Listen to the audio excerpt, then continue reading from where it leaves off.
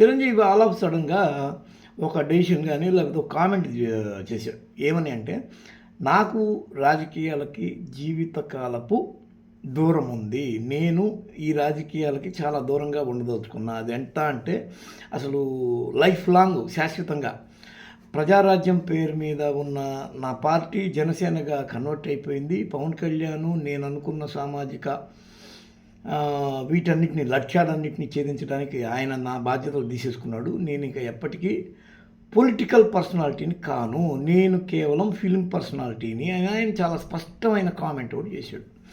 దీని వెనక ఏం జరిగిన ఈ పరిణామక్రమాలు అంటే, ఈ మధ్య కూడా ఎక్కడో ఒక లైవ్ వస్తుంటే మోడీది, దాని ముందు కూర్చొని ఈయన చిరంజీవికి సంబంధించి ఆయన చెప్తే మీ గురించి నేను మాట్లాడుతున్నాను చూడండి అని మోడీ అంటే, మోడీ అనేవాడు నా గురించి ఏం మాట్లాడుతున్నాడో విందామని ఏం చూడడం. ఆ తర్వాత మొన్న ఈ సంక్రాంతి వేడుకలు కిషన్ రెడ్డి ఇంట్లోనే అక్కడ జరిగితే చిరంజీవిని వెంటేసుకొని తిప్పడం.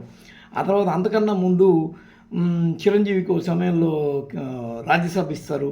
ఆ తర్వాత దాని మీదట కేంద్ర మంత్రి పదవి వస్తుంది, మళ్ళీ రెండోసారి కూడా ఆయన కేంద్ర మంత్రి అవుతాడు అనే కోణంలో కొన్ని డిస్కషన్ రావడం. అంతకన్నా ముందుట ఈ ప్రమాణ స్వీకారాల సమయంలో పవన్ కళ్యాణ్తో పాటు చిరంజీవి చేయి కూడా ఎత్తి ఇట్ట చూపిస్తాడు. ఎవరు? మోడీ చూపించాడు కదా, అందరూ చూశారు. అంటే వీటన్నిటి వెనక మళ్ళీ తిరిగి చిరంజీవి రాజకీయ అరంగేట్రం చేయబోతున్నాడు అని. దీని వెనక కూడా ఒక బ్యాక్గ్రౌండ్ ఉంది. ఏంటంటే చిరంజీవి ఎప్పుడైతే ఖైదీ నెంబర్ అదేదో ఒక నెంబరు 150 ఏదో ఉంది కదా ఒక సినిమా, దాని తర్వాత ఇంకేదో వరుసగా సైరా అని, ఆ తర్వాత ఆచార్య అని, ఆ తర్వాత వాల్తేరు వీరే అని, తాజాగా మళ్ళీ ఒక ఈ లూసిఫర్ సినిమాని, గాడ్ ఫాదర్ అని, ఇలాంటి చాలా సినిమాలు తీస్తే వీటిల్లో మేజర్గా ఒక వాల్తేరు వీరే యావరేజ్గా ఆడడం తప్ప సినిమాలన్నీ అట్లా ఫ్లాప్ కొడుతున్నాయి. ఆయనకి తెలియట్లా. ఆయన ఏమంటున్నాడు రీసెంట్గా, నా సినిమాలు కూడా ఎత్తేస్తారు నాకు తెలియదు, మామూలుగా నా సినిమాలు ఎత్తరు, ఎంతకాలం కావాలంటే అంతకాలం ఉంచుకుంటారు, అది నాకు ఇప్పుడు కొత్త ఎక్స్పీరియన్స్, నాకన్నా నా ముందు పుట్టిన చోట మోటోగాళ్ళు నేషనల్ లెవెల్ ప్యాన్ ఇండియా అయిపోతున్నారు. ఇంట్లోనే 2-3 ప్యాన్ ఇండియాలు ఉన్నారు. మీకు అసలు అల్లు అర్జున్ పుష్పతో ఒక ఊపు ఊపితే రామ్ చరణ్ గ్లోబల్ స్టార్ అయ్యాడు. ఏది? RRRతో. అంటే తన కొడుకు స్థాయి వ్యక్తులతో కూడా తాను పెర్ఫార్మ్ సరిగ్గా చేయలేకపోతున్నాడు. ఏది? కలెక్షన్ కూడా రావట్లా, అన్ని లాసులు, ఇవన్నీ రకరకాల ఆయన్ని మనోవేదనకు గురి చేస్తున్నాయి. వీటన్నిటి మీద ఆయన ఏదన్నా పొలిటికల్ స్టెప్ ఏమన్నా తీసుకుంటాడా అనేది చాలామందికి ఉన్న డౌటు. ఈ డౌట్లో భాగంగా చిరంజీవి అనేవాడు పదే పదే ఈ పొలిటికల్గా ఉన్న వాళ్ళతో కలవడము, వాళ్ళింటికి ఈయనింటికి వాళ్ళు వీళ్ళు రావడము. ఆ తర్వాత ఒక సమయంలో ఈ సీఎం రమేష్ గతంలో ఈ ఎన్నికలప్పుడు బీజేపీ తరఫు నుంచి సీఎం రమేష్, ఈ సుజనా చౌదరి లాంటి వాళ్ళందరూ కలిసి ఈయన్ని ఎలాగైనా సరే ఈయన యొక్క ఓటు బ్యాంక్, ఈయన ప్రాతినిధ్యం వహించే కాపు ఓటు బ్యాంక్ ఏపీలో బలమైన ఇది ఉంది, రిప్రజెంటేషన్ 29% ఉందని అంటారు.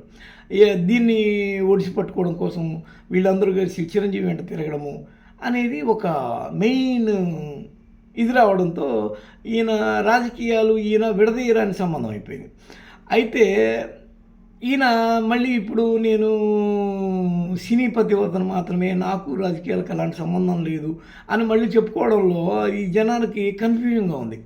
మరి అలాంటప్పుడు ఇప్పుడు రజనీకాంత్ ఉన్నాడు, ఏ పొలిటికల్ స్టేట్మెంట్లు దాదాపు ఇయ్యడు, ఏ రాజకీయ నాయకులతో పెద్ద గొప్పగా తిరగడు. అప్పుడప్పుడు మోడీ పంచి కట్టుకొని రజనీకాంత్ కలవడానికి వచ్చినప్పుడు తప్ప ఆయన కూడా నేను రాజకీయాల్లోకి రావడం లేదు అని ఒక క్లియర్ కట్గా చెప్పి, నా ఆరోగ్యం అందుకు సహకరించదు, నాకున్న ఇప్పుడు శక్తియుక్తులు సరిపోవు, నేను ఏదో సినిమాల్లో అవి ఇవి నా స్థాయికి తగినట్టు చేసుకొని దాని ద్వారా ఏమన్నా రూపాయి డబ్బులు వస్తే తీసి పక్కన పెట్టుకోవడం తప్ప నా దగ్గర ఏం లేవు అనేసి ఆయన క్లియర్ కట్గా చెప్పేసి అదే స్థాయిలో ఉన్నాడు. ఈయనట్టు కాదు పొలిటికల్ వ్యవహారాలు. ఒక సమయంలో ఈయన ఇది రెండోసారి ఇట్లా చేయడం, నాకు రాజకీయాలకు ఏం సంబంధం లేదు. ఒకసారి TV9 వాళ్ళు అడిగారు, ఏమని అడిగారంటే అక్కడ జనసేన సంగతి ఏంది అంటే, అది పక్క రాష్ట్రం అండి, మనకు సంబంధం లేదు, నేను ఇక్కడ తెలంగాణలో ఉన్నా, అది ఆంధ్రాలో జరుగుతున్న వ్యాపారం, నాకు దానికి వ్యాపారంగా నాకు దానికి ఎలాంటి రిలేషన్ లేదు, నేను టచ్ మీ నట్టుగా ఉంటాను అని. మధ్యలో ఇతను ఈ మధ్య ఇప్పుడు దీనికి ఈ మెయిన్ కామెంట్ కారణం ఏంటంటే, ఈయన ఏం చేశాడు అంటే ఈ లైలా సినిమాకి సంబంధించిన ఈ మొత్తం వ్యవహారంలో గమనుండకుండా ప్రజారాజ్యమే జనసేనగా రూపాంతరం చెందింది అని చెప్పాను. రూపాంతరం చెందింది అనగానే ఓహో ఈయన మళ్ళీ పొలిటికల్గా ఈయన మళ్ళీ అది పికప్ అయింది. 100కి 100% పక్కా రిజల్ట్ సాధించింది. 21 అసెంబ్లీ సీట్లు, 2 ఎంపీ సీట్లు సాధించింది కాబట్టి ఈయనకన్నా ఎక్కువ సాధించాడు ఆయన. ఈయనన్న మొత్తానికి పోటీ చేస్తే 18 సీట్లు వచ్చాయి ఈయనకి ప్రజారాజ్యం 2009లో. అతను అట్ట కాదు, 21కి వేస్తే 21 వచ్చాడు. 2 ఎంపీ సీట్లు పోటీ చేస్తే 2 ఎంపీ సీట్లు వచ్చేసాయి. కాబట్టి ఈయనకు అన్నకి మించిన తమ్ముడయ్యాడు ఆయన. దీంతో ఈయన ఏమన్నా మళ్ళీ తిరిగి రాజకీయ పుటాశలు ఇదయ్యి పెట్టరేగి చెలరేగి మళ్ళీ తిరిగి రాజకీయాల్లోకి వస్తున్నాడా అని చెప్పి ఎక్కడ పోయినా ఆ కామెంట్ చేయడం వల్ల జనానికి అనుమానం ఆటోమేటిక్గా వస్తుంది. దీని మీదట మళ్ళీ దాన్ని సరిదిద్దుకోవడానికి తమ మీద వస్తున్న ఆరోపణలు కావచ్చు, కామెంట్లు కావచ్చు, సరిదిద్దుకోవడానికి నేను సినిమాకే, ఇప్పుడు చిరంజీవి లాంటి వాళ్ళు సినిమాకే నేను పరిమితం చెప్పుకోవాల్సిన అగత్యమే లేదు.